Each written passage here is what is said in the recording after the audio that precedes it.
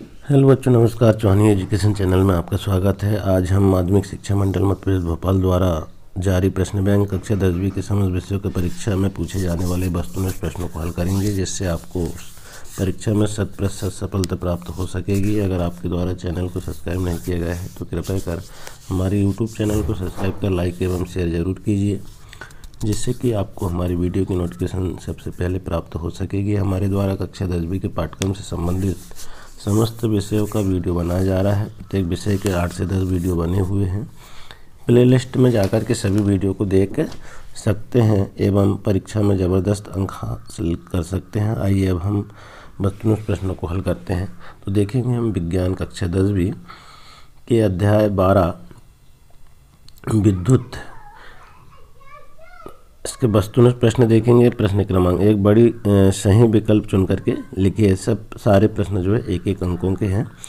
देखेंगे हम पहला प्रश्न, निम्नलिखित में से कौन सा संबंध ओम का नियम नहीं है? तो इसका जो है बी वाला जो आंसर है सही है। 4 ऑप्शन में से V2/I बराबर नियतांक, ये इसका सही आंसर है। इसके बाद दूसरा है, एमीटर को परिपथ में सदा कैसे संयोजित किया जाता है? तो श्रेणी क्रम में किया जाता है, तो ये इसका सही आंसर है। तीसरा प्रश्न है, प्रतिरोध का मात्रक होता है? प्रतिरोध का मात्रक ओम होता है, तो ये इसका सही आंसर है। इसके बाद देखेंगे चौथा है, 50 वाट 250 वाट के एक लैंप में प्रवाहित विद्युत का मान है, तो कितना मान है? ए 0.2A इसका मान है। पांचवा है, यदि विभवांतर को वोल्ट में तथा धारा को एम्पियर में मापें तो शक्ति का मात्रक होगा, तो इसका बी वाला जो है सही आंसर है, वोल्ट एम्पियर। छठवां प्रश्न है, एक अश्व शक्ति में कितने वाट होते हैं? तो एक अश्व शक्ति में जो है 746 वाट होते हैं, ये इसका सही आंसर है।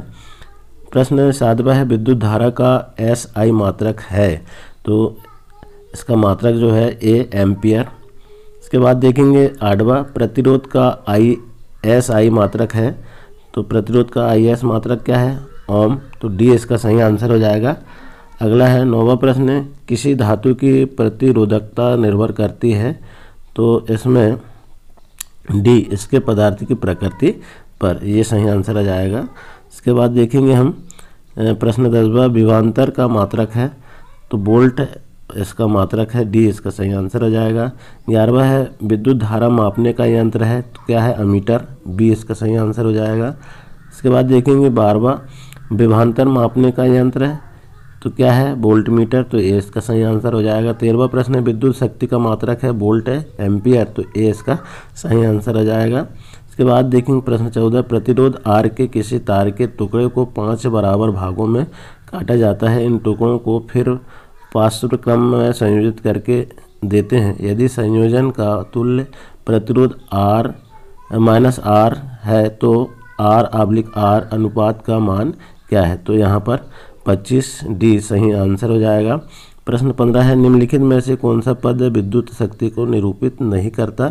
तो ये BIR का वर्ग ये निरूपित नहीं करता।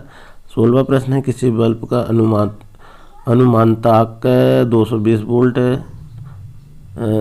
100 वोल्ट 100 वाट है, तब इसे 110 वोल्ट पर प्रचलित किया जाता है, तब इसके द्वारा उपयुक्त शक्ति कितनी होगी इसमें? तो 25 वाट होगी, डी इसका सही आंसर हो जाएगा। 17वां प्रश्न है, 2 चालक तार जिनके पदार्थ लंबाई तथा व्यास समान है, किसी विद्युत परिपथ में पहले श्रेणी क्रम में और फिर पार्श्व क्रम में संयोजित किए जाते हैं। श्रेणी क्रम तथा पार्श्व क्रम संयोजन में उत्पन्न ऊष्माओं का अनुपात क्या होगा? तो क्या होगा? सी इसका सही आंसर हो जाएगा, 1:4, ये वाला सही आंसर हो जाएगा। इसके बाद प्रश्न दूसरा देखें हम, रिक्त स्थानों की पूर्ति कीजिए। पहला है, किसी तार का प्रतिरोध उसकी लंबाई के समानुपाती होती है, ये समानुपाती यहाँ पर भर देंगे। दूसरा है, एक आदर्श एमीटर का प्रतिरोध 0 होता है, यहाँ पर 0 भर देंगे। तीसरा है, फ्यूज को किसी संयंत्र के साथ श्रेणी क्रम में जोड़ा जाता है, तो श्रेणी क्रम यहाँ पर भर देंगे। चौथा है, अधिक विभवांतर प्राप्त करने के लिए सेलों को श्रेणी क्रम में जोड़ते हैं, श्रेणी क्रम यहाँ पर आ जाएगा। इसके बाद देखेंगे प्रश्न 5वां, प्रतिरोधकों के श्रेणी क्रम में जोड़े होने पर धारा, यहाँ धारा आ जाएगा, धारा के मान में कोई परिवर्तन नहीं होता। 6वां है घेरों में सभी विद्युत उपकरण समानांतर क्रम में जोड़े जाते हैं, यहाँ समानांतर हो जाएगा। 7वां है आवेश प्रवाह की दर को खालिस्तान कहते हैं तो धारा कहते हैं। 8वां है किसी चालक द्वारा धारा के मार्ग में उत्पन्न अवरोध खालिस्तान कहलाता है तो प्रतिरोध कहलाता है। 9वां है शुद्ध जल विद्युत का कुचालक होता है, क्या होता है? कुचालक होता है।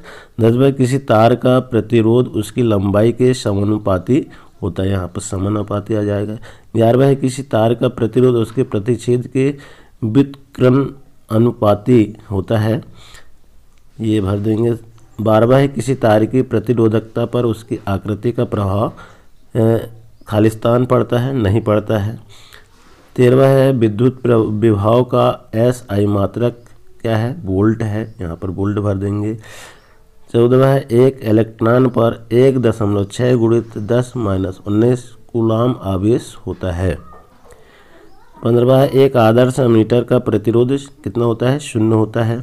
16वां है एक आदर्श वोल्ट मीटर का प्रतिरोध अनंत होता है, यहाँ पर अनंत लिख देंगे। 17 है घरों में सभी उपकरण समानांतर क्रम में होते हैं।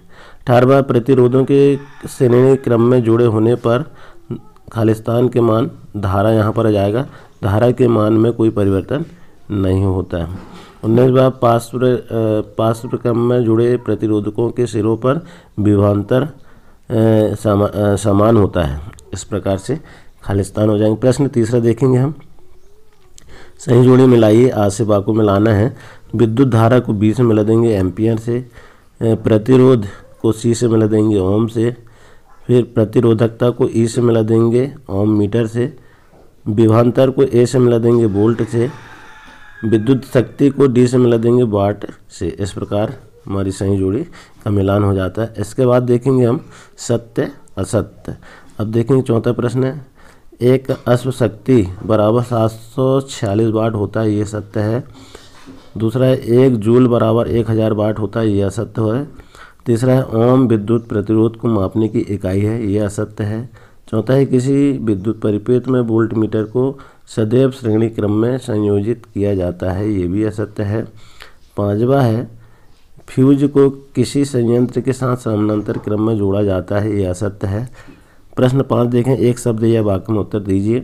नंबर 1 विभवांतर धारा और प्रतिरोध में संबंध लिखिए। तो यहाँ पर देखेंगे विभवांतर भी बराबर विद्युत धारा I गुणित प्रतिरोध R, इस प्रकार से हम लिख देंगे। इसके बाद देखेंगे प्रश्न 2, 3 प्रतिरोधकों को श्रेणी क्रम में संयोजित करने पर उनके तुल्य प्रतिरोध का संबंध लिखिए।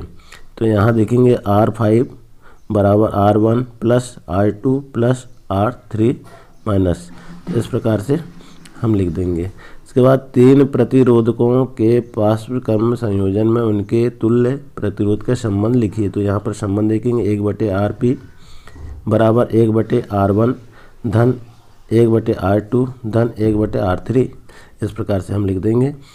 चौथा है आवेश तथा विद्युत धारा में क्या संबंध है, सूत्र में लिखिए। आवेश, इसका सूत्र देखिए, विद्युत धारा I बराबर आवेश Q बटे समय T लिख देंगे हम।